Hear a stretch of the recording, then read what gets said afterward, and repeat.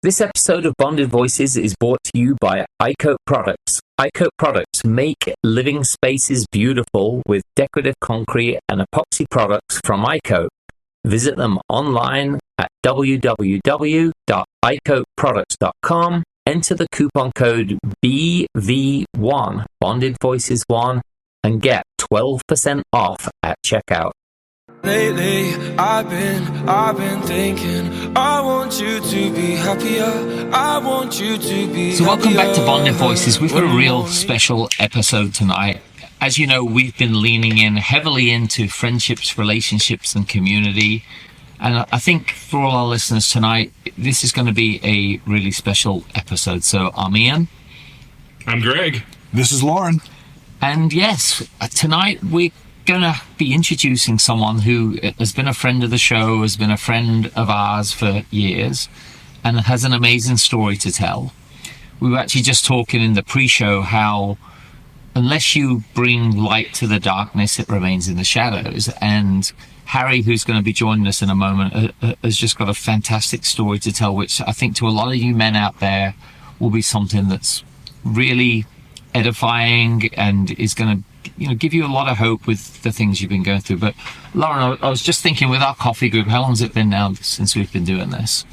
We're getting at 2.5 years, or is it 3? I think it's 3.5. 3.5 years. We've been going at it so many years, the years have forgotten. Yes. No. And the greatest part is we haven't missed a week. At least somebody from the group has met. So at least two people. Yeah. At least, yeah.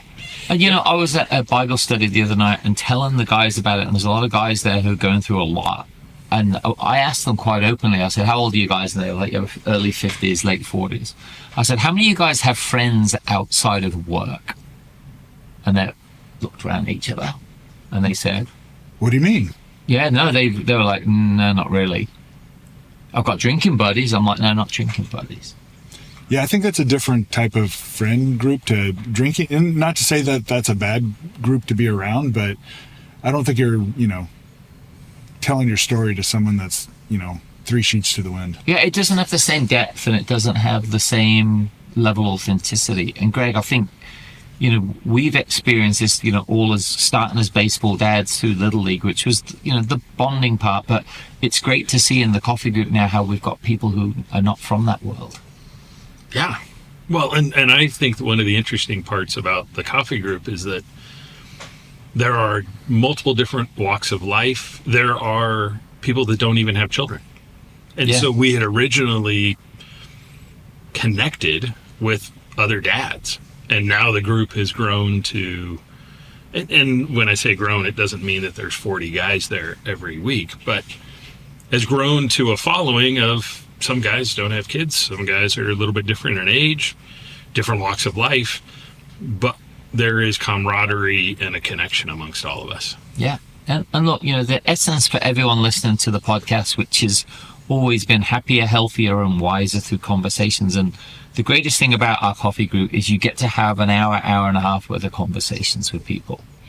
And you get to become friends with people and get to know people and get to be wise counsel to people that you've probably never met before, never thought that was going to happen. So, for everyone out there listening, this is something we'd implore you to do. Start your own coffee group, struggle through the early teething stages of it, but it's something that's really powerful because as men get older, they end up going through a lot that they generally don't talk about. And opening up and being able to have people that you can talk about, like when we were young, Lauren, you actually had friends that you could have a deep conversation with, right? Right. You'd be able to, call your best friend up and, hey, I had this bad test or whatever, or I broke up with my girlfriend. I get to talk it through with your best friend.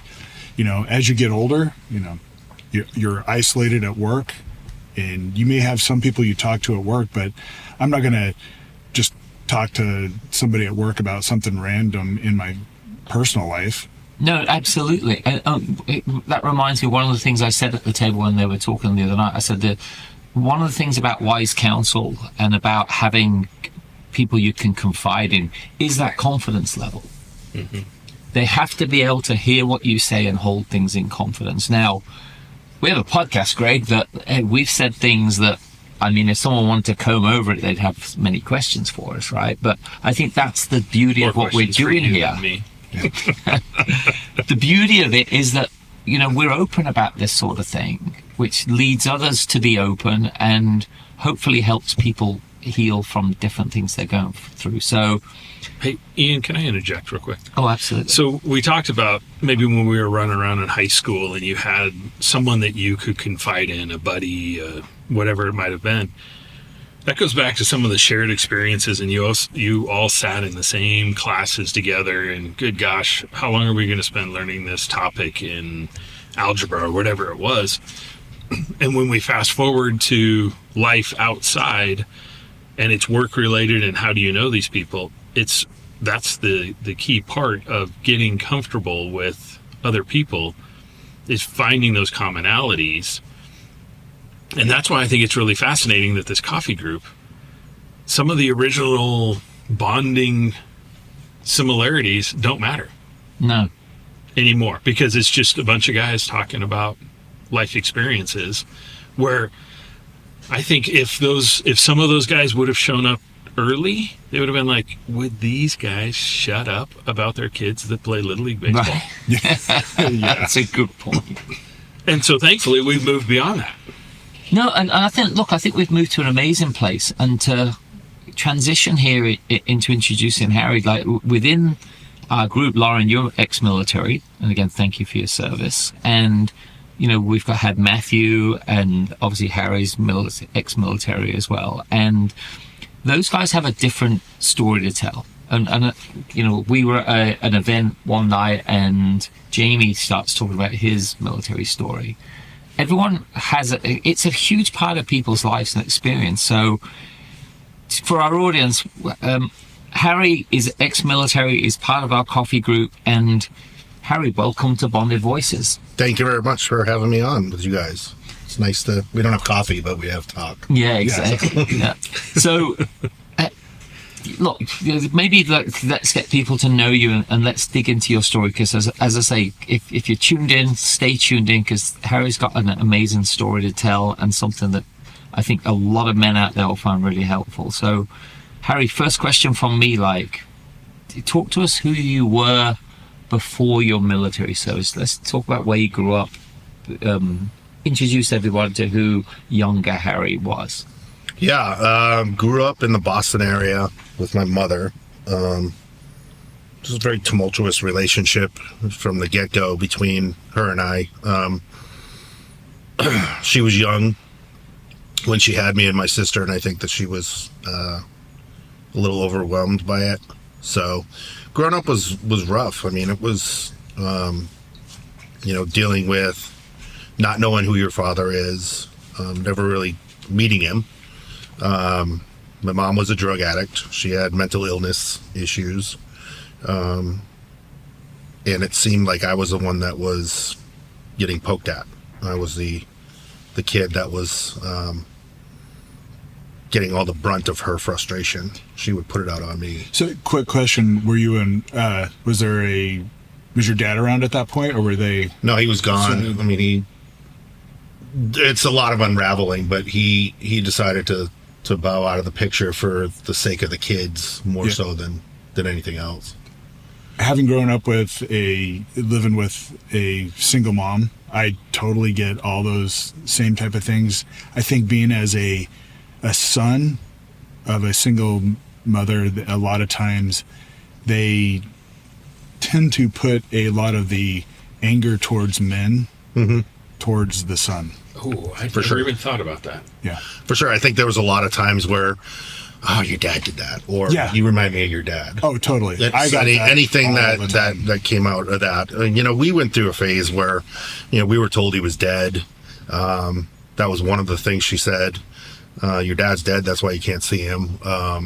Your dad's trying to kidnap you. That's why I have to make sure I give you a ride to school. So we had all this list of things that my dad was. And then I was sitting in my grandparents' house when I was a kid, and my mom came running up the stairs, and she said, "Don't go to the window. There's a salesman trying to get in." I was like, "That's weird," but I'm 8, so I'm going to go look. And it was my dad getting pushed back into his semi-truck He was an over-the-road truck driver. And all I heard him say was, I just want to see my kids. And that obviously didn't happen. But it was kind of like my first glimpse of, whoa, that's my dad. He's not dead. He's around. So, fast forward till I was 14 years old, and I was sitting in class, and this kid was complaining about having to go spend the weekend with his dad. And that just, I don't know what took over me, but just said, hey, at least you get to go see your dad. Mm. And, 14-year-old kid's like, yeah, whatever, shut up, But I got home, my mom's like, what's wrong with you? And I said, I want to see my dad. I want to meet him. And she's like, okay, let me call him. I'm like, what? So it was that simple? Yeah. And I'm like, so you just call him? I thought he was dead. How's that work? How did that work with, how did the conversation go once you realized that was your father that was in the truck out front saying, I want to see my kids? Did you confront your mother over that conversation, or was it? No, because there's a level of fear that you have as a kid, especially when you're getting beat. Wow. Like you don't want to upset the apple cart. And I just remember sitting on the front steps after he left, and I sobbed for about 3 hours. My uncle couldn't console me. My grandfather couldn't console me. It was brutal. And anyways, this fast forward back to, let me call him. We flew out to Iowa, of all places, for Christmas. And I remember he said to us on the phone, make a list of what you want for Christmas. And I'm like, plane ticket, meet my dad. Sure. Yeah. Here's the music I like, whatever, blah, blah, blah. Went out there, met him, and I swore to myself that I wasn't going to ever lose my dad again. So before we spent 2 weeks out there. Before we left, I told him I wanted to live with him. And he said, I'm all for that. Got home, told my mother, and my mother said, that's a great idea. I'm like, perfect. I can finally get away from this. And so we drove halfway across country and met my stepmom, and she took me the rest of the way to Iowa. And I spent my high school years in Iowa. Not great years, and my dad was an over-the-road truck driver, so you don't see him that often. Mm. But it was nice to know that I had a father, and that we started with a friendship, and then kind of it melded as I got older into a father-son relationship that we have now, which is weird. You think it the other way around, but we're unconventional in my family, I guess. Sure. So, Harry, a question for you then, and that's a great hearing that, because that's something I didn't know about you as well. Was that your mother's parents, the grandparents who you were obviously? Yeah. My grandpa and my Mimi. Were they the stability within that childhood? Absolutely. Any chance? My mom had a boyfriend who was heavy into drugs. We lived up in New Hampshire with him for a while. A funny story now, I can laugh at it, but when we were little kids, my sister and I, my mom and her boyfriend went out, and my sister and I were like, let's go look for Christmas presents. Let's see where they hide them in their room. And they had this little cabinet, and I was always curious about what's in this cabinet. And so I took a mail opener and I pried open the lock, and there was a baby picture of me with a mound of cocaine on it. And I just remember sitting there going, what in the heck? Well, first of all, what is this? And why are they using my baby picture? Wow. So that kind of showed the relationship that my mother and I had. But I witnessed her get beat up on multiple occasions. I noticed her being physical with her boyfriend. It was just not a good relationship. We had the cops out there a few times. Anything from, that the night we left was the night that it just turned into World War III in that house. She was throwing stuff at him. He was throwing stuff at her. He was hitting her. He left. His father lived upstairs, so they came downstairs to see if everything was all right. My mom said, just go away. We're going to handle it. And then she started getting beat up by his girlfriend. Oh. So I'm witnessing my mom get cigarette put out on her, get hit with an iron. I mean, it was pretty rough. So knowing that I had my grandparents, my grandpa and my Mimi, man, that was the stability. When she said we're living with them, I'm like, thank goodness. Yep. So, yeah, that was my childhood in a nutshell. Oof. That's pretty deep there. Thank you for we jumped right in the deep end. Yeah, thanks for sharing. I mean, a lot of times people don't want to share stuff like this, so it helps. Having friends that you can talk to. I think we're all in this room are pretty good friends, and I appreciate you sharing that with us. Not to jump ahead too far, but we're both military guys. Tell me a little bit about what you did in the military. What branch of the service? I know, but so yeah, branch of the service was Air National Guard and Air Force. Air National Guard is like the reserves. When you go and deploy, you deploy as Air Force. So that's my military background. When did you join? Was it right out of high school? No. I graduated high school and I thought, you know what, I'm going to go back to the Boston area. I'll go to school out there and this and that. And I always had teachers warn me, if you take a year off, you're not going to go back. It's harder to go back. But I did anyways. Went to community college for a little bit, floundered around, and just felt like it was like high school. And I'm like, no, I'm good with this. And then my dad was in the Air Force. My grandfather was in the Air Force. And I was like, why not? Called a recruiter up. And then I think a week later, I was, yes. Yeah, a week later, they had me scheduled to do that. Because in high school, when you take the ASVAB, you're goofing off. If you don't know you're going to join the military, or you don't think you're going to join the military, you're just circling. Yeah. You're making a pattern. Yeah, you are. You're making a pattern. So they looked at my ASVAB from high school and was like, do you want to take it again? I'm like, yeah, let's try it for real this time. You might be better served in the Marine Corps. Exactly. Do you like crayons? You're an Army guy. Red crayons taste good. Yes.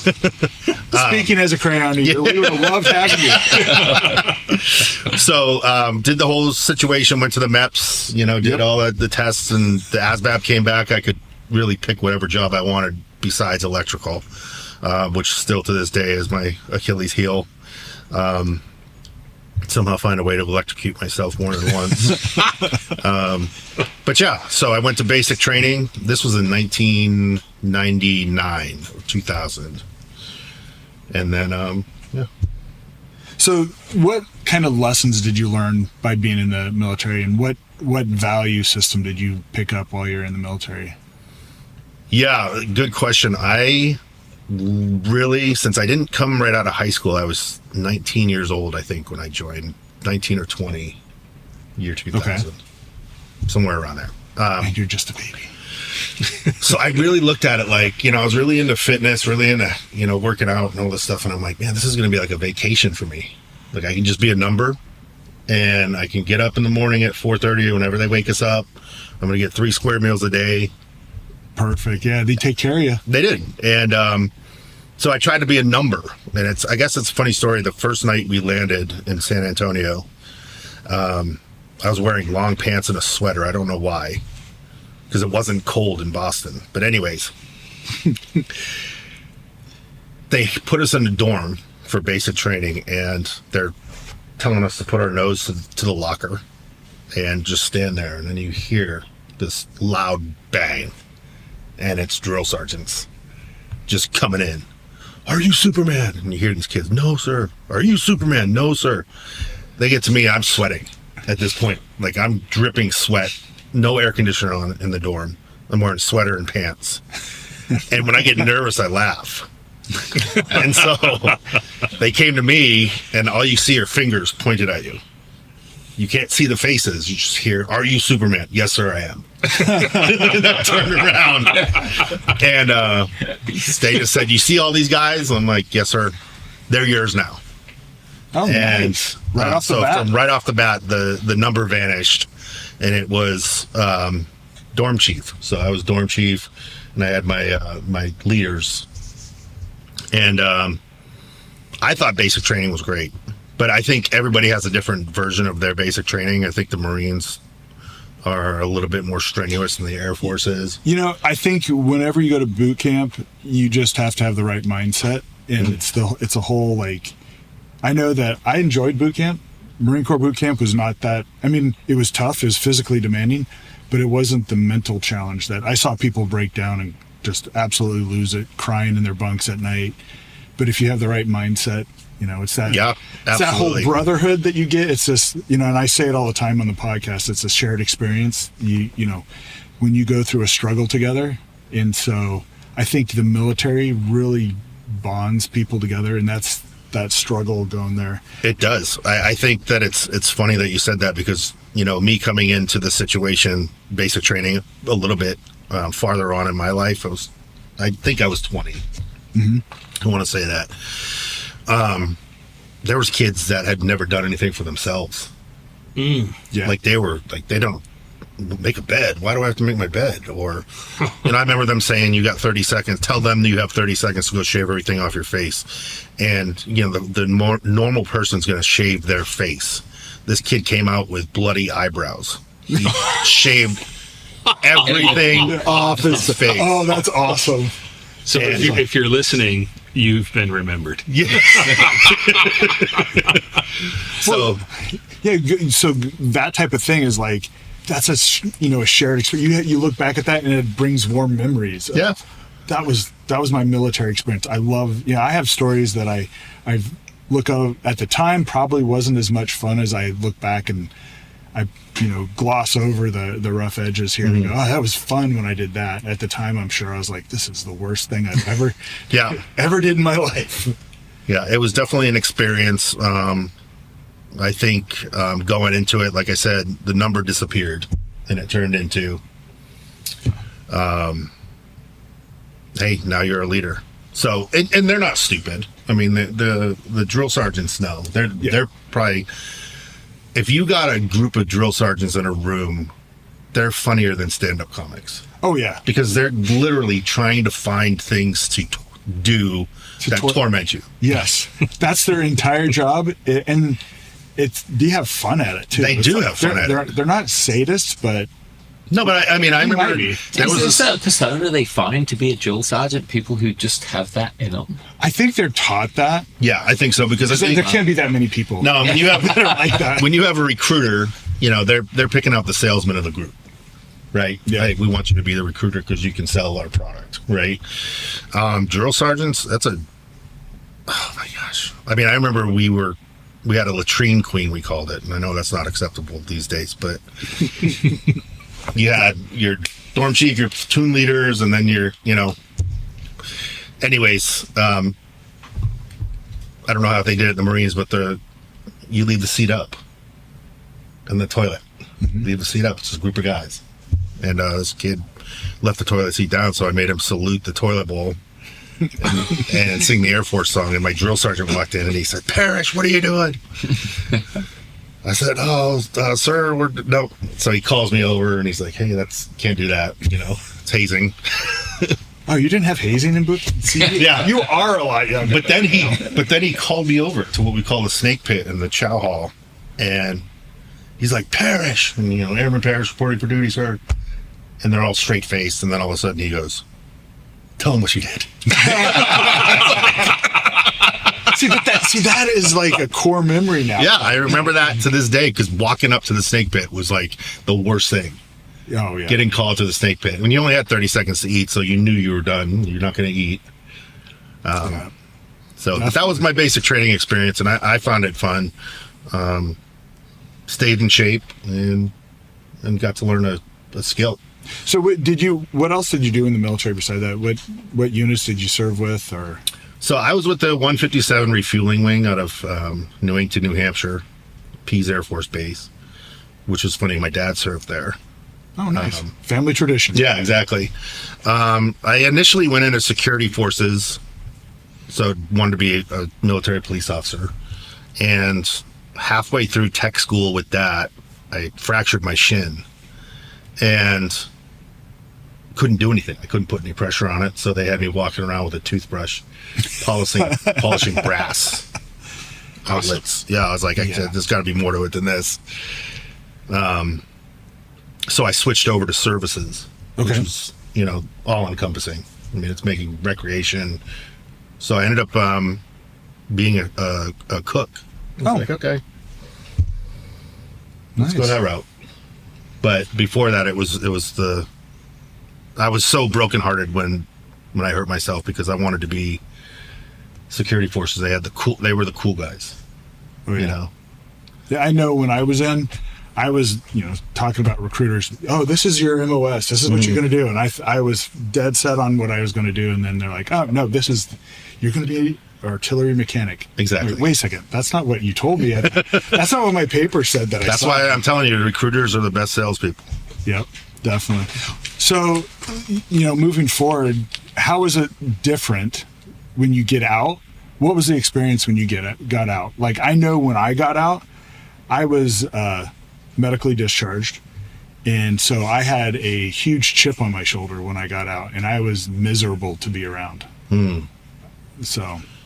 Yeah, no, I mean, are you talking about when you come back from like tech school and Like, get out in general? Just in general? I think I would have a unique kind of situation because I wasn't in that long. Then 9/11 happened. Mm-hmm. So once 9/11 happened, everybody was on edge. I remember coming downstairs that day. It was on the TV. I was in Boston area, and my roommate's like, pack your bags, you're going to war. And I'm looking at it like, this has got to be a joke, and it just really hit. So I wasn't really, I think during, it was fun. I had a fun time in the military. Yeah, I really I would did. say I the enjoyed same. myself. But once 9/11 happened, it just all bets were off. And I remember we went to the base. They called us to the base because in the reserves or Air National Guard, you got to go 2 weeks anyways. You deploy 2 weeks full time. And we were going to go to Turkey. And okay, let's go to Turkey. We get in there and we get into this room, and there's this big screen. It's like a theater, and it's got the map of Saudi Arabia on it. And they're like, "This is where we're going." And I was like, "Oh, so where the terrorists supposedly came from is where we're going." Oh, that's fantastic. So my deployment there, when I got back, I couldn't adjust quickly because you're going into a situation where it's a combat zone. Yes. You might not see actual combat, but it's a combat zone. And when I got back, my roommates, they were still throwing parties, they were drinking, they were, doing all this stuff, and I'm just like, this isn't what I lived for the last 5 months, 6 months. Like, I don't want to do this anymore. I don't like you. Yeah. And so it took a little bit to get adjusted. And it was an adjustment for everything. I mean, there's no training course that they give you to be normal. No. They just say, welcome home. Yeah, thanks very much. And then well, what do I do now? You know what I mean? So how long after question first, those roommates that you had in Boston, were they in the military as well? No, Okay. they were not. The only So thing they we shared, live in- the only thing we had in common was it was just actually one roommate, but we were both chefs. Got it. Okay. And so when I got back, I'm like, where's this? I remember it was something stupid. It was a surfboard that I had won. Surfboards aren't stupid. And a raffle. And I'm like, what happened to my surfboard? And he's like, oh, I didn't think you were coming back, so I gave it away. What? I'm like, well, thanks for the vote of confidence. Wow. You're a big guy. You're a big target. Yeah, exactly. So let's go back to just a few moments. When you'd returned back, your roommate still wanted to party. You figured there was like, I came back a changed man. Correct. Am I safe to say that? Yes. So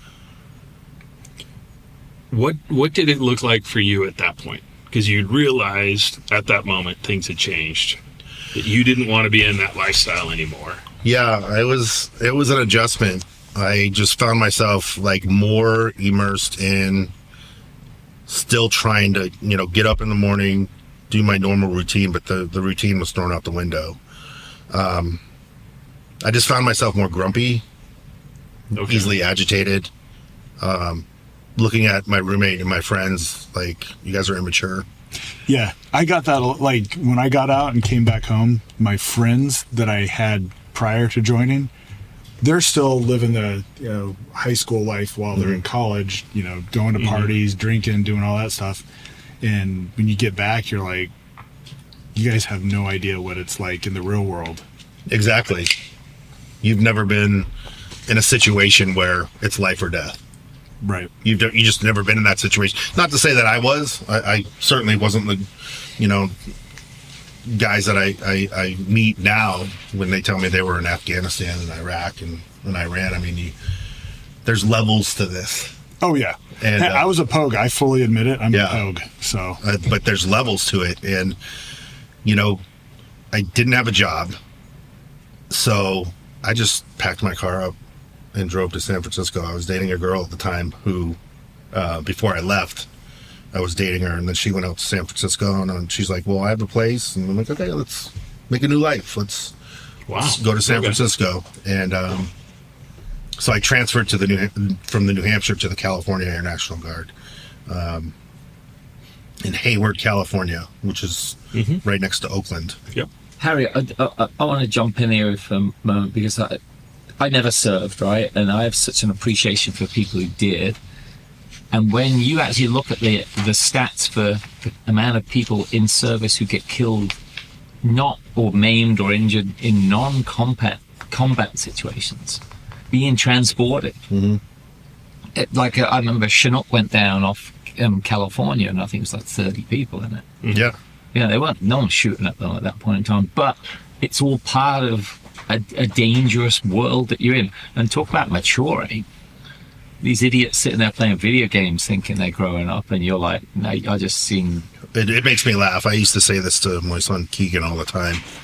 You play Call of Duty or one of those games. I'm like, there's real people out there doing this. Yeah. And so, you got 27 kills. Congratulations. Yeah. You just all you have to do is hit the reset button and you're back to it. But it's like I said, there's levels to this, and there's just start a new life out there, and but it goes back to that whole, they don't teach you how to be a normal person. Sure. You know what I mean? Like, it's like you get these guys that get drafted into pro sports that grew up with nothing, and they get millions, and they're broke by the time they retire. Yeah. They don't teach them, what to do next. So with the theme of coming home and separating from the service, PTSD is a term that is used quite a bit, specific to military. And then there's also a little bit of use outside, just understanding that traumatic things happen outside of the military. But what does that mean to you? What does that feel like to you? What does... Yeah, I think PTSD is one of those, it's invisible, so nobody really understands it. You only see the outward projection of what the reaction for something is. PTSD for me, and I'm still working on it. Anything traumatic that happens falls under PTSD. It doesn't even have to be. It could be a witness to the helicopter going down. Yeah. And you see it. You're a witness to it. There's going to be that. You're going to always relive that in your head. When we were over there, we were on Prince Sultan Air Base, and Prince Sultan Air Base was a Saudi base. We had a little installation there with I think the British were there, and I want to say French. I can't remember, but I know there was British people on base. But we were sitting in the office and just heard this loud boom, and we all just looked at each other like, oh crap, what's going on? Right. Go outside, turn the corner, and it's a guy from our unit. He hit something that blew him back about 30-40 feet, and we looked, and his skin was charred, his BDUs were melted. And what we were told was he dropped a screwdriver in a transformer and it blew him back. The conspiracy theorist in me says that was just them saying that. Wow. But to see something like that it never goes away. Mm-hmm. And so thankfully he survived. But fast forward to today, anytime there's a loud explosion or a loud boom, if you had a blood pressure cuff or a heart rate monitor, you'd see me just go through the roof. It's really difficult. So just imagine that person that had bullets whizzing by his head, what that does. So thank you for sharing that very traumatic experience. Is when you hear a loud boom, and tonight we're shortly after 4th of July, 250th anniversary, and quite a lot of fireworks went off. So does that put you back into that situation, back at that installation, and the looking around and seeing the faces of the people that you then went out to investigate? Like, do you relive that whole scene? Yeah, I mean, I think that it's just ingrained. I think it's just the way I handle it. Like this 4th of July, I went over to my girlfriend's. She had her family over, and we were doing those, fireworks they sell at Safeway. Mm-hmm. Not much boom going on, but you could, in the background, you could hear it. But this year, I'm proud of myself. I handled it pretty well. Okay. But in the years past, it's kind of like put you in a zombie, like just staring off into the distance, like, reliving it, but also being in that protective mode. Like, you want to make sure that, it's hard to describe. Okay. But in the years past, it was definitely it was not an enjoyable moment. Just like 9/11's not an enjoyable moment. Just like, all these things. Yeah. 4th of July is not my favorite. Sure. Harry, was that a time that drew you into some kind of isolation? Because I can see people withdrawing when traumatic things happen. Yeah. Like that. I've never really been a big celebrator of the 4th of July since I got back. And I think that's one of those things where hey, we're having a 4th of July barbecue. That's okay. Okay. I'll just stay home and see what's on TV.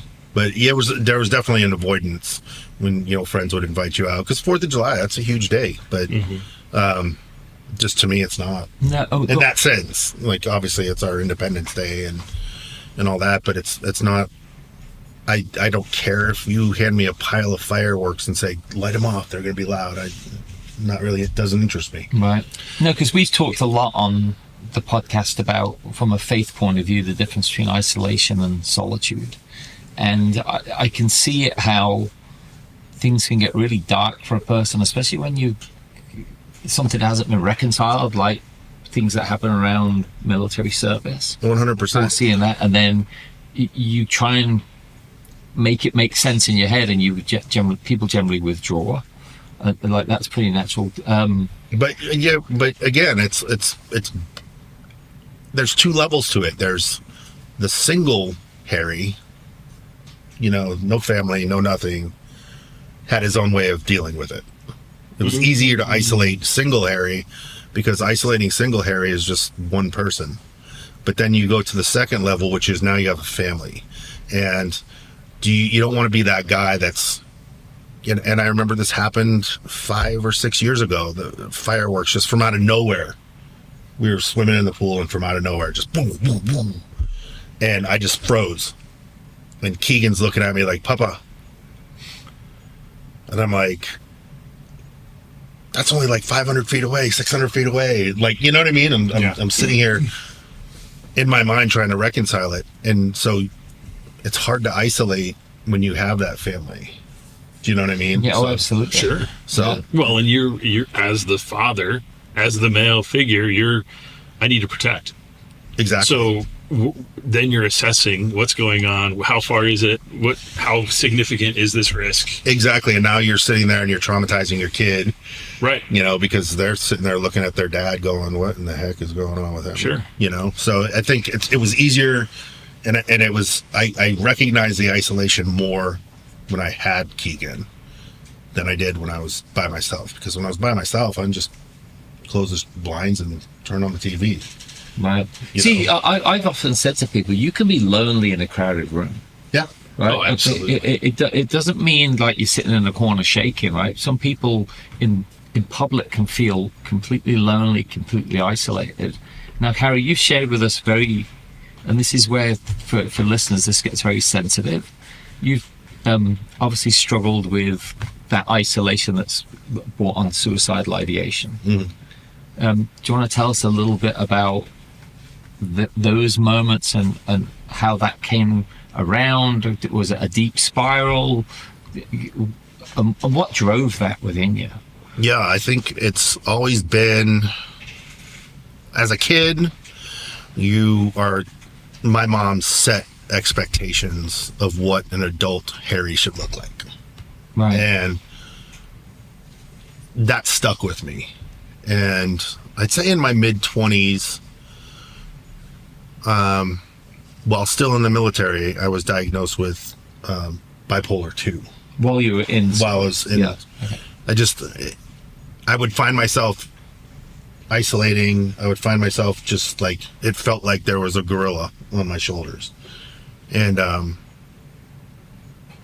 so there was thoughts even then. I was like, oh no, I'm not like my mom. I'm not going to turn out to be some crazy person and this and that. And then I find myself turning into that crazy person. Wow. And I was like, I'm not. She said, you have to have a stable job, you have to have insurance, you have to have all this, you have to have that, you have to provide. And I'm going off in this mental checklist. And I'm like, don't have it, don't have it, don't have it, don't have it. So if I didn't wake up tomorrow, it would just be a quick process. Cremate me, throw me somewhere, and nobody's going to miss me. And I think that's... I'm not speaking for all men, but I think that's a thought that goes through men's heads more often than we'd like to admit. Well, that's the lies of the devil, that you don't matter, that no one will miss you, that this doesn't mean anything. And I think, just to give you a bit of background, like when we started this podcast because we wanted to have something that we found really edifying, which was conversations with other men, deep conversations about things that are real. Admitting problems, having a brother that you can talk to about this. And it sounds like in your situation you didn't have that, and you've got just whispers, and that's driving that. So how did that affect relationships? Like, obviously you talk about your kids, women in your life. How did that affect? Yeah, I mean, I think that there's always been, I just said it the other day too, to the psychologist I was talking to. He asked me a very simple question. Who do you feel more comfortable talking to? Do you want a female psychologist or a male psychologist? And I said, I don't trust women. So he goes, well, then I'm going to give you a woman psychologist, because it'll do two things. It'll force you to lower your guard, and you'll be able to kind of talk a little bit more. But I want to help you with your trust issue. So get used to it. But it's always, I've never, man, that's a good question. I think this is the first time in my life, and I'm saying this with you three in the room, this is the first time in my life that I've actually had stable friendships. Because it's kind of like a $200 computer. It breaks, you throw it away, you get a different one. The friendships that I had were really shallow. They didn't have any meaning behind them.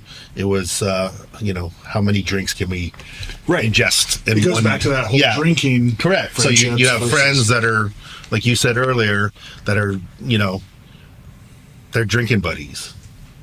But you're not going to admit to them that you're in a dark place. Right. Because you don't want to seem weak. Exactly. And Well, and they're gonna be like, pussy. exactly. Right, exactly. Suck it up. That is- yeah. Or, all these different things.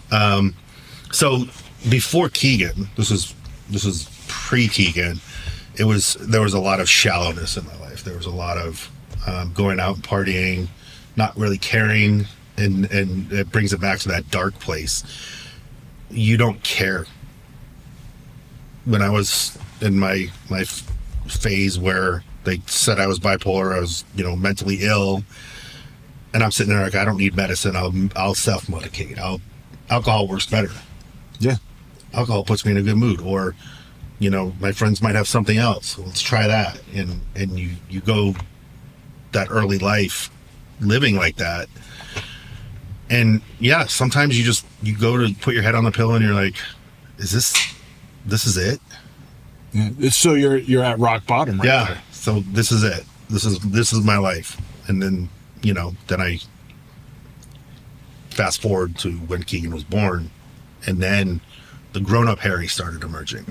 And this doesn't work anymore. This doesn't work anymore. This doesn't tie into my life anymore. So those friendships had to go. Those friendships were gone. It's interesting. Was it it was a conscious effort to go, I got to get rid of this crowd and these friends. Mm-hmm. But did you go through and go, now I need to have new friends? Or you just said, I'll just jettison these guys and just go alone? Yeah, I did it alone. I really did. I just, when Keegan was born, I didn't really have any friends. I really didn't. It was, coworkers, but they're, not necessarily people that you're going to be like, hey, the other day I've been really feeling low.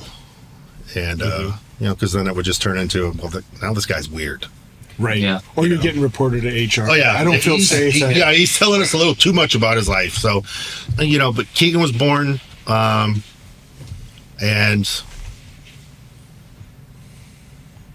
that's when I think the isolation really came in, especially going through that divorce in the custody battle with his mom. There was a lot of isolated moments where, Was there a danger you were going to repeat what you'd went through in your childhood as well? Yeah, there was definitely that. Plus, there was a chip on your shoulder. I had this chip on my shoulder, like, I'm going to show my dad what it means to be a dad. I'm going to be the best dad that he wasn't. And that's not a knock on him. He wasn't around. And so I'm going to show him what a dad looks like. I actually have had the same conversation, and I've had these conversations with my kids about how dads used to be a lot different. Dads used to be hands off, didn't want to be part of the family so much. My dad was gone all the time. And maybe because the burden of work to provide back then was just so heavy. Yeah, I think they were a lot of times they were the sole provider. Yeah. They needed to. There was a label. Yeah. So it's an interesting that you had that same thought of, I'm not going to be like my dad. Yeah. I'm not saying that you didn't like. So I love my dad. He's passed, but I still love him, but I wasn't going to be like him. Yeah, I think that was it. Man, the first time I held Keegan, I mean, anybody who has kids knows what it feels like to hold your kid. It was just something took over. But if we're gonna tie this into anything faith-based, I think the best way I could describe how I felt before Keegan was, there is no God. Because if there was, he wouldn't put me through all this, and he wouldn't have done this. And when I was a kid, he would have protected me. He would have done this. He would have done that. And that's not to say that I was sitting there saying that out loud, but it's something that you think about, and I feel like that ties into the ideations of things. I think the wisest of people would say that they're very natural thoughts in that situation. Yeah. And so, like I said, when I was holding Keegan for the first time, I was like, oh my gosh, this is crazy. I'm a dad. Yeah. And now this little alien life form has to survive, and I have to help him. Yeah, exactly. So I would say that going through the custody battle is the worst thing you have to go through anyways, I think. But I really isolated then. That was a really dark moment. Yeah. So in that time when you jettisoned in all your friends, was there anyone that didn't give up on you, or were you by yourself the entire time? No, I've got a friend, and he still talk to him to this day. Oh, nice. This was back in 2009, so this was before Little League. So Okay. But yeah, as a friend of mine, Brennan, we've been friends, and he was just by my side. And I said, "Hey, this is what's going on." He's like, "Oh, I got a place in Queen Creek if you want to live there, going through your, all this stuff." And I was like, "Yeah, thanks." So he's always been there, but it's still surface level. Okay. There was never any. He doesn't. You have friends, but there's different layers to the friendship. Sure. Yeah, definitely. So it wasn't like I, could lean on him for, the emotional side of things. Yeah. But Did you when you switched from single Harry, now you've got a son, you had different sets of friends. Did you feel like, did you purposefully push everybody away and say, I'm going to do this on my own? I don't have time for that. I am so all consumed with what I need to accomplish. What I'm trying to get to is I think it's a huge factor that I hadn't even thought about when we started this podcast years ago, of the different phases in life. And when you get to a certain point where I've just got to get the job done. I don't have time to sit around at a coffee shop and try and forge relationships. I don't have time to do this. I don't have time to do that. And I think that's a very interesting component, given the experience that you've had. You were taught from a very young age to rely upon yourself. Yeah. And not on others. I'm not surprised your response to the psychologist with regard to male or female, with regard to who you wanted to talk with, given your relationship with your mother. That it adds up to me. But why do you think so? There's so many thoughts, so many questions, so many. Did you ever feel like you were lying to yourself in this process? I got this. I can do this. This is easy. I made it through another day. I think at the beginning, when you're a new parent or whatever is happening, you have this like imposter syndrome. Like you have this. Sure. I have no idea what I'm doing, but I'm gonna. I gotta get it. Forge ahead. You gotta take care of it. You gotta do it. But I've always lived with that little voice of self-doubt. Okay. It's always been there. It's still there. It's there now. I mean, Sure. It's telling me you're babbling. You know what I mean? But yeah, I think it's difficult, and it was difficult, especially when Keegan was really little. I grew up, this is a little anecdotal thing. I grew up I was a little, kind of a short, fat kid, like a keg refrigerator. You know what I mean? And my mom would constantly remind me of that. Like, oh, no, you can't have that snack. No, you're not going to have that. Okay. No, you're fat. I'm taking you to a nutritionist. Literally the words that came out of her mouth. I'm taking you to a nutritionist. You're fat. Mom, I want to try out for the basketball team. You're too fat for that. That stuck with me. And what that did, though, was it created this body dysmorphia. It created that. Not only can I not do it mentally, but physically I can't. So fast forward to now, I still battle that. And so trying to find that happy medium with when Keegan was born, of course, the military is way out the window at that point. I struggled with not only making sure I was a good father, but I really struggled every time I looked in the mirror. I saw that little fat kid. You know what I mean? Sure. And sure. Adding to the self-doubt. Correct. And so it was really difficult. What ended up happening was I started using steroids to cope with that. And, so now here I am, dad, and here I am. Okay, time to do an injection. Time to go to the gym. I'm just glad I didn't mess up, Keegan. Sure, yeah. So how do you go? You're going through all this, right? And at what point did you say to yourself, I need to reach out to someone for help? And was there a first time as an adult with a baby, with all this going on, that you actually did reach out to somebody? I didn't. I just plowed through it, knowing that I had a kid. I think if we're going to really say, when did you hit rock bottom? Rock bottom was 2 years ago. Wow. That's when I recognized it. Wow. Mm-hmm. And rock bottom was that night that you all came over and did a Bible study. That was... Was that 2 years ago now? Yeah, about 2 years ago. Wow. No that was... Know how long the rock, groups were going. I mean, if we want to make a checklist of rock bottoms, rock bottom was last week. Rock bottom was, and I don't really care who hears this, but rock bottom was having Lauren come over to my apartment and drive me to the VA. I'm glad to do it, Brad. Yeah, I appreciated it. So you're still in that valley, which is where you are, right? Yeah, I mean, that valley is always one step away.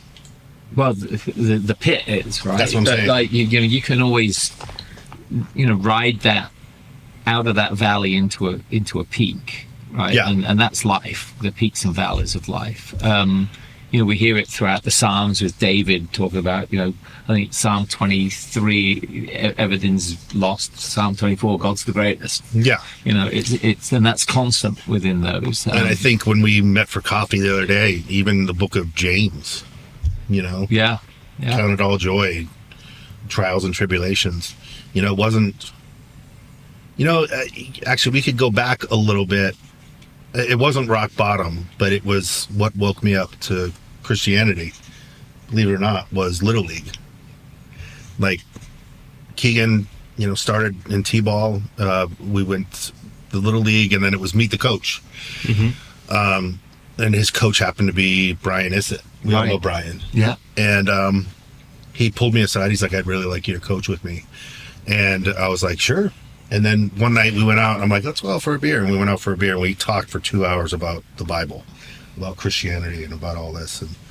And he was actually the one who baptized me at my house. Yep, I remember that. Yes. Was a great So time. that was really, really cool. But even up to that point, there was things that were omitted.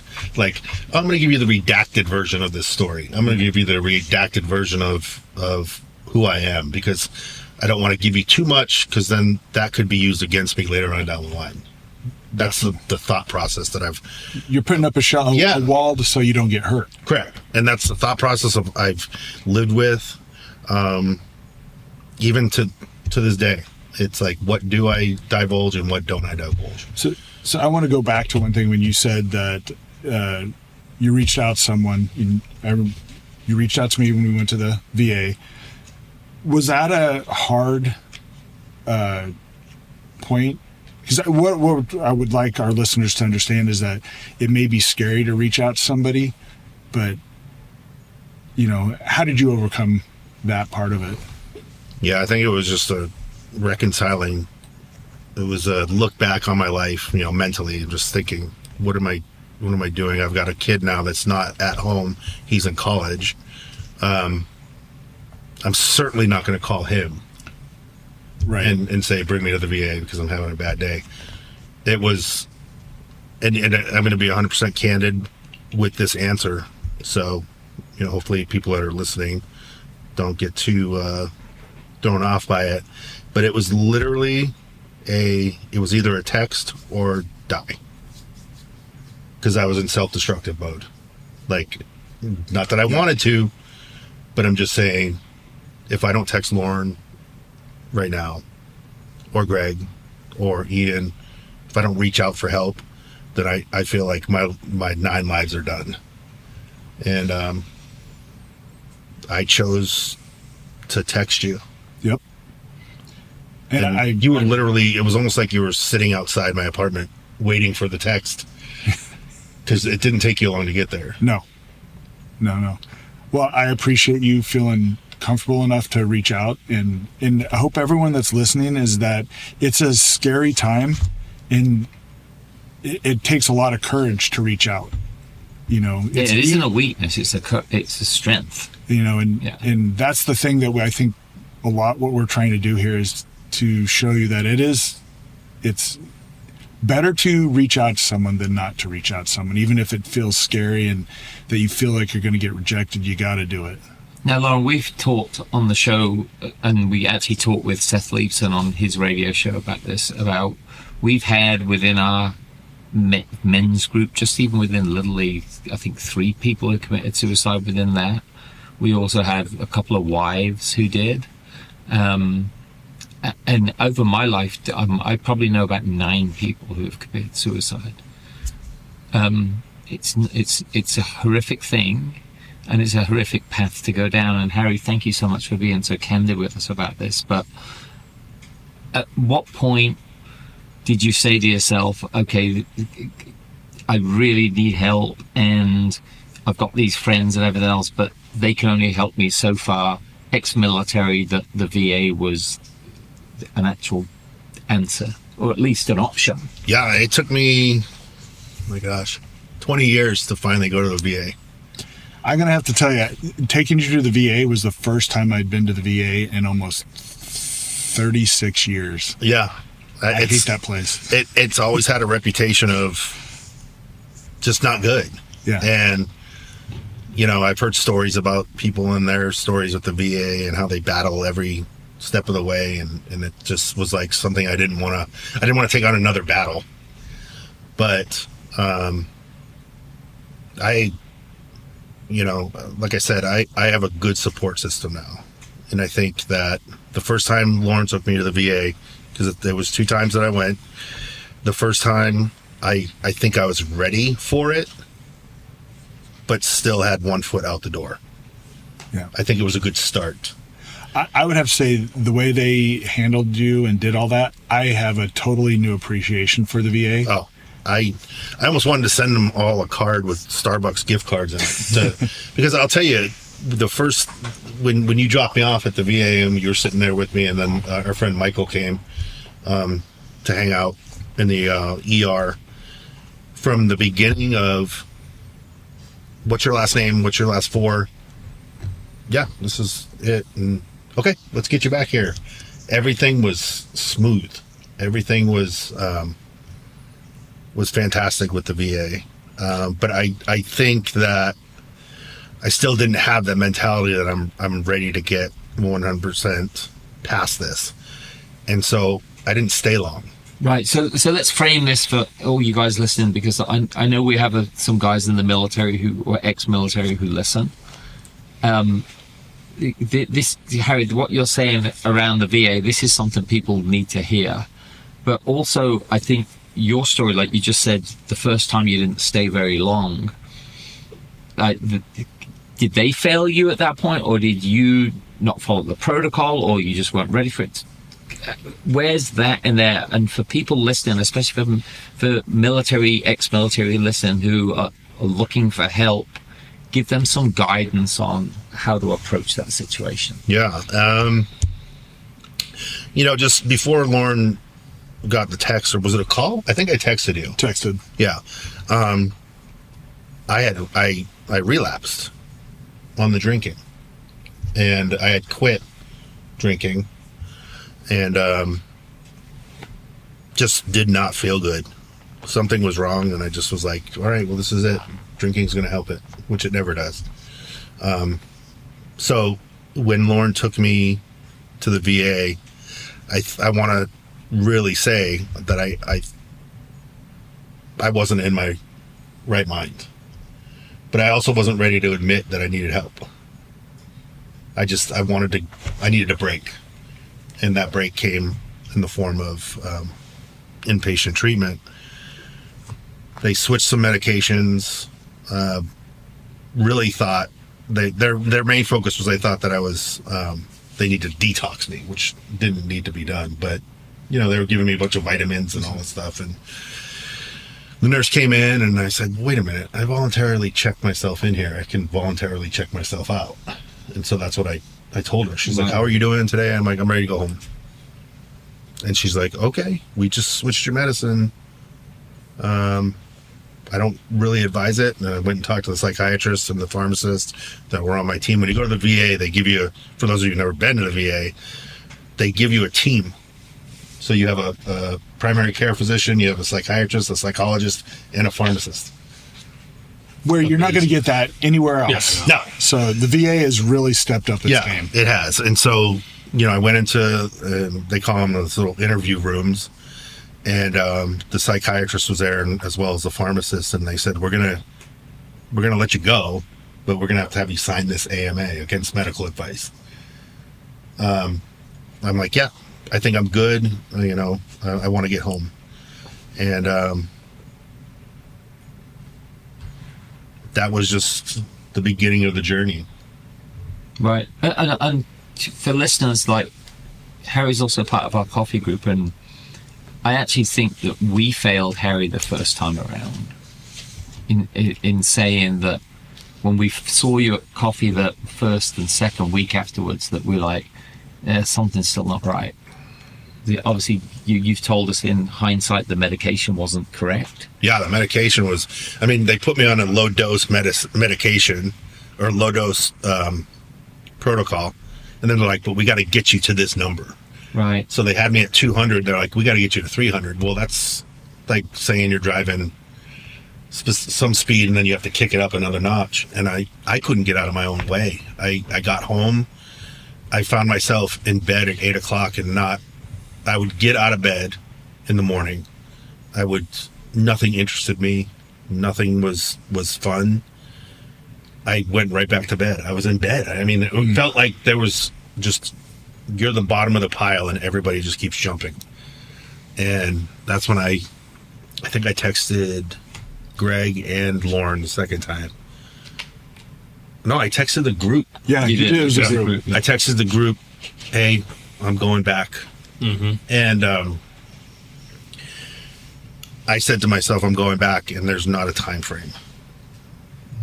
I think that's the right approach. You did the right thing. Yeah, and I think in all of this, I do have to give my girlfriend Melissa a little bit of credit too, because she put her foot down and she's like, you need some help, and it's more than I can do, and it's more than your friends can do. It's like, you need to get this figured out. And so I went back. I drove myself this time.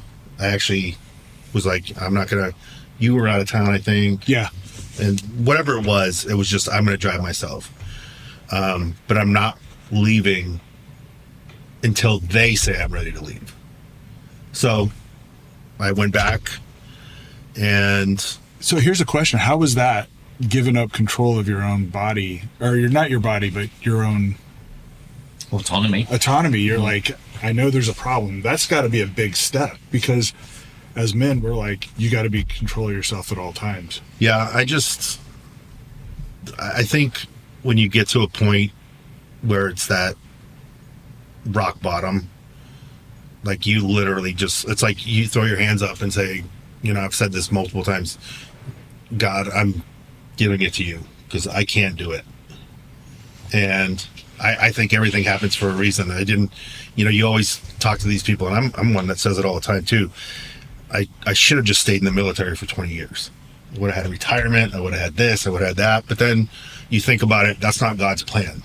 No. So God didn't plan me to be in the military for 20 years. What God planned for me was to be a dorm chief, and then to do this, and then to do this. And God already knew Keegan was coming into my life. I didn't, but God did. So I just said, I really did. I gave it up to God. And that's when I texted you guys that I'm going back. So, Harry, faith has always played a huge role for me in telling people that, like, God numbers our days, God creates us we end our life when God says it's time to, not our own, right? And there's still a lot of Christian people go down that route of committing suicide. My friend Dave did the same thing. He was a Catholic. Has faith played a role in helping you turn the corner? And like you say, you're in the valley still, but is that helping you see the light on top of the hill? It is. There's been multiple times where I've felt down and just stop what I'm doing and just talk to God. There's times where if I'm feeling down, you know, there was multiple times where I'd be driving and start crying and just probably look like a crazy person to the person next to me in the car because I'm talking to myself, you know, but I'm really talking to God. And, you know, my girlfriend's very faith-based. She's very faith-based. And she sent me a text message. What can I pray for you? Or I'm going to pray for you. Right. But she was on it. She said specifically, what do you need me to pray for? And that when somebody says specifically, that means you got to think. Mm-hmm. And it makes you really like think about who you are right now and what is going on and what do you want changed and what don't you want changed.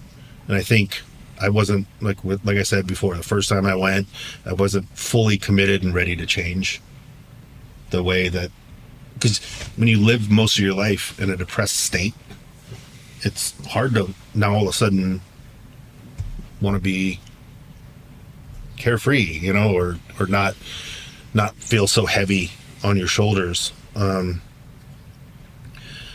But when somebody says they're praying for you, that I take that seriously. Absolutely. You know, I do. You know, people will say it all the time, my thoughts and prayers and all this stuff. But when somebody says to you specifically, what do you need me to pray for? See, I've even come to the point of saying if I'm telling someone I'm going to pray for them, I consider it carrying God's name in vain to not pray for them. Right. Because you've now used God to elevate yourself as exactly. And if you don't do it, I think that really is a super sin. But I look at the people at the VA as like angels. I really do. And I can't remember who said it, but this I can't remember if it was on the radio or it was on TV or what it was, but there's such stigma around mental illness for men.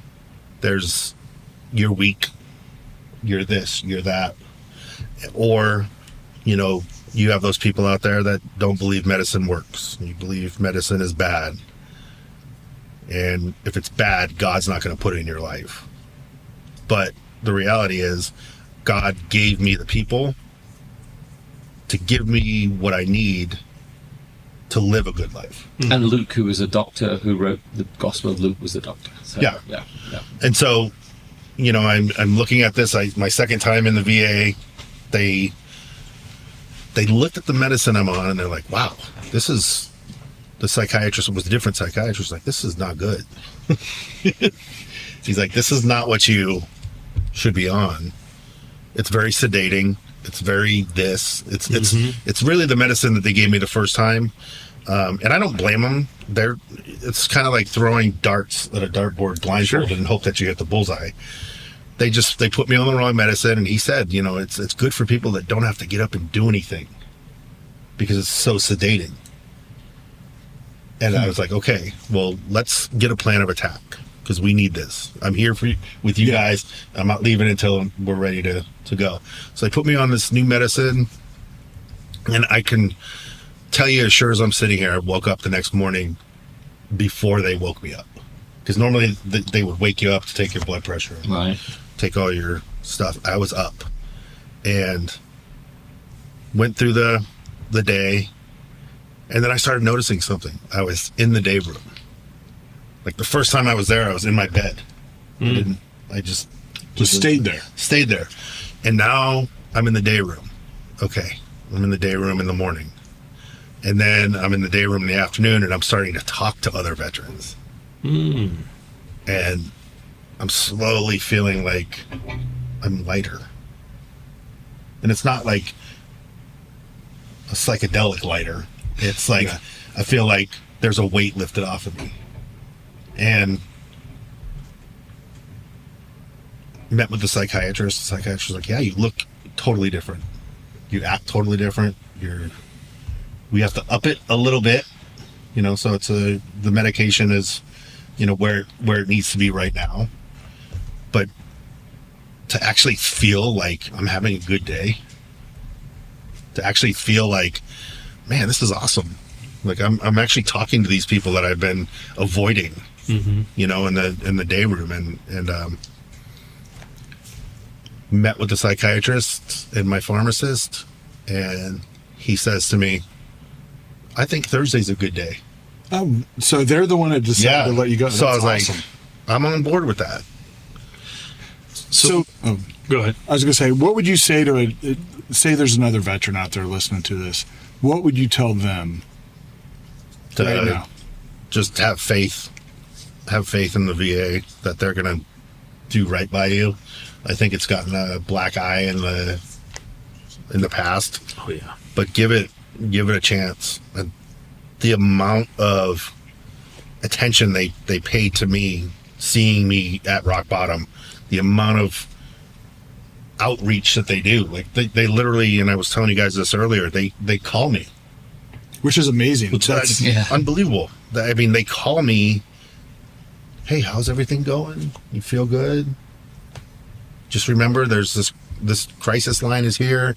Just remember, if you're feeling bad, we're here. We're just doing what you did last time. Come in and see us, and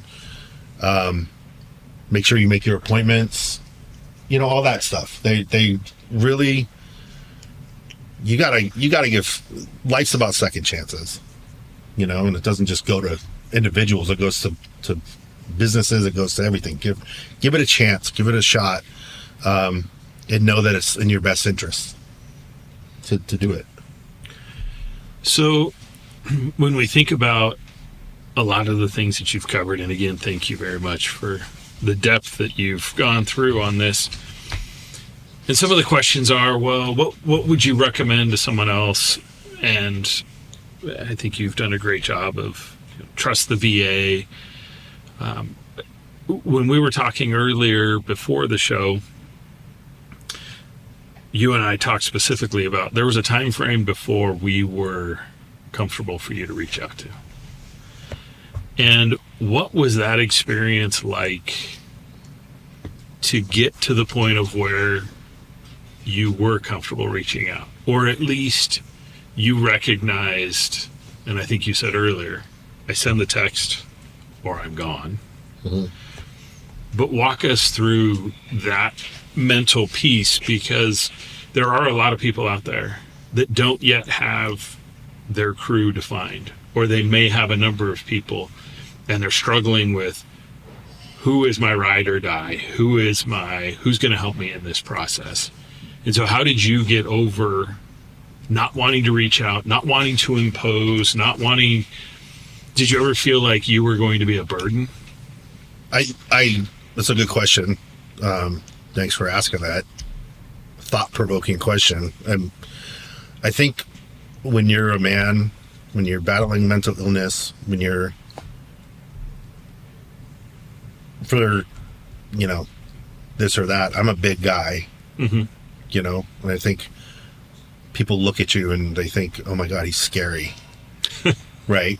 I remember Keegan one time said, my friends they really think you're scary. I'm good. I'm like, good. I hope they do. Absolutely. Yeah. But it also falls like, well, you got big shoulders. You should be able to handle that. Mm-hmm. I think when I realized it was, I'm going to answer this in two parts. I think that this goes back when you guys were at my apartment, Mm-hmm. and you all just came to check in on me and see how I was doing. But I think this second time around, just recently, it's give it to God. Okay. Like, Yeah. I really, truly, when I say this, I'm probably going to sound like a crazy man, but I gave it to God. And then I think it was God that guided me to the phone. Sure. And then it was God who said, this is who you're going to text. Mm-hmm. And God said, this is who's going to take you where you need to be. Mm-hmm. And,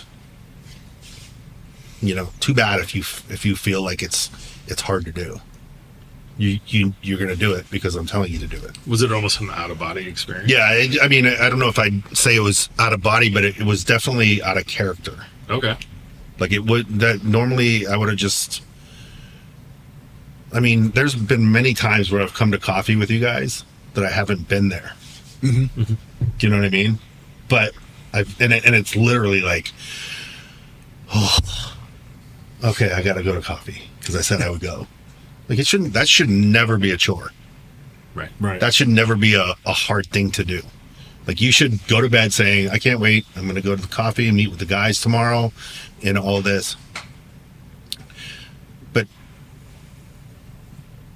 that's just us talking, hanging out as guys or going hiking or whatever it is. But maybe it was a little out of body experience because I don't even remember what I texted. It's the same thing as I don't even remember. And I was in my right mind. Like the second time around, I just got in my Jeep and drove to the VA. Well, and I was, when I got that text, I was elated that there was a difference in I could tell on the words that you use, there was a difference in your mind. That there was I am now taking the reins. I am in control of this, and this is where I'm going. Mm-hmm. And I think that's just, from my point of view, there's layers of this. And once someone has the clarity in their mind of, I'm doing this, I'm going to figure this out, and makes a transition from I'm looking for others to solve the problem to I'm going to solve the problem. And for you, it was through your faith and it was through your circle of friends. But I think that's an important part of the process, is getting to that. There's survival and then there's living, right? There's the layer, Maslow's hierarchy. There's fundamental, and then there's moving up from there. And that, to me, was a huge step for you of making the movement to the next step. And I know you're still working through this, but I think that was a pivotal moment. At least that's how I interpreted it. Yeah, it was. And, to your point, there was times where you would we'd meet for coffee, you and I, Mm-hmm. Hey, you want to get coffee? Yeah. And, or going hiking with Lauren, or, Sure. Having coffee with you, Ian, whatever it is. I did, before I caused any more destruction, and I'm not saying like relationship wise, I'm just saying before I caused any more destruction in my life, like you said, I needed to grab the reins. Okay. Like I just had to, because self-destruct is a button that's all over my body. Got it. Do you know what I mean? It's like, I didn't want to self-destruct anymore. So having gone through all this stuff, do you have a sense of hope, and where do you look forward to now? I mean, Yeah. I remember, Melissa has this thing on her live, laugh, wall. pray? No, live, laugh, right. Oh, sorry. It says, give it to God and go to sleep. Oh, that's great. And Wow. I look at it, and I remember I was sitting there, and they would ask me every night before I went to bed when I was in the VA, they're like, how are you feeling? I said, where's your anxiety level? I said, my anxiety level is like an 8. What's your depression level at? Right now, first day depression was at a 10. What is it now? Slowly I felt the depression going away, but the anxiety still stayed there. And when it's lights out at the VA, it's lights out. Just like it is back in boot camp. Just like it was in boot camp. It was very structured. And I just remember saying to myself, give it to God and go to sleep. Give it to God, go to sleep. Give it to God and go to sleep. And I would just sit there and give all the anxiety to him. And it's funny how something as trivial or as small as that little saying is, I do have hope now. I mean, that's great to hear. I literally can tell you that I see it, and I'm my own worst enemy. I'm the biggest critic. I don't need people to insult me because I can do it fine myself. Right? Just something as simple as watching a TV show. You know, one of the questions they ask on this little questionnaire, the guy told me the first time I was in the VA, he's like, "You are severely depressed." He's like, "You scored 21 points out of 25. Is that because you were watching The View as well? Yeah. Don't laugh. That was on. That was the day room's channel 15, which is, I'm surprised that TV was still there. Oh, they had plexiglass. Nobody could destroy it. We go. But I stayed up last night till 1 a.m, binge watching a show. And for a lot of people, that's stupid. But for me, I'm here. Because one of the questions on this questionnaire that you had to fill out was, you have trouble focusing or trouble sitting still or doing, any of this stuff. The fidgeting stuff, not really, but focusing, I didn't even enjoy watching TV. Right. I just was like, I'm going to go back to bed. And I stayed up till 1 a.m. watching the history of the Tampa Bay Buccaneers on Amazon. On Amazon Prime. And that didn't put you to sleep? No, it didn't. But it made me realize that they're not a bad team. They're not that bad of a team. In fact, I'm going to root for them now. Yeah. But no, it gave me hope. As small as that was, as literally as small as staying up till 1 a.m, being irresponsible, staying up till 1 a.m. Well, I did. Yeah. I mean, it's not like you blew off something else. No, I didn't. But But normally I'm in bed at 8 o'clock.